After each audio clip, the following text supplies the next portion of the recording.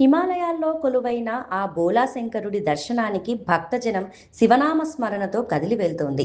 అమర్నాథ్ యాత్రలో భాగంగా ఈరోజు తెల్లవారుజామునే 12వ బ్యాచ్లో 7,754 మంది భక్తులు జమ్మూ బేస్ క్యాంప్ నుండి కాశ్మీర్ లోయకు బయలుదేరారు.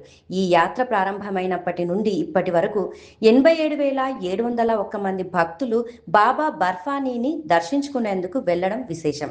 ఈరోజు బయలుదేరిన భక్తులలో 5,383 మంది పురుషులు, 2,071 మంది మహిళలు, 16 మంది పిల్లలతో పాటు ఆ ఈశ్వరుడిని నమ్మిన బంటులైన 222 మంది సాధువులు, 58 మంది సాధ్వీలు కూడా ఉన్నారు. వీరంతా 303 వాహనాలలో కట్టుదిట్టమైన భద్రత నడుమ ప్రయాణిస్తున్నారు. అమర్నాథ్ గుహను చేరుకోవడానికి 2 పవిత్ర మార్గాలున్నాయి. అందులో బాల్తాల్ మార్గం గుండా 2,896 మంది, అత్యంత సాంప్రదాయకమైన పహల్గామ్ మార్గం గుండా 4,858 మంది భక్తులు హరహర మహాదేవ అంటూ కొండలు దాటుకుంటూ వెళ్తున్నారు. ఎలాంటి కష్టాలు ఎదురైనా ఆ మంచు శివలింగాన్ని కల్లారా చూస్తే జన్మ ధన్యమవుతుందని భక్తులు నమ్ముతారు. అమర్నాథ్ యాత్రకు సంబంధించిన సమాచారం మీకు నచ్చితే తప్పకుండా లైక్ చేయండి, షేర్ చేయండి.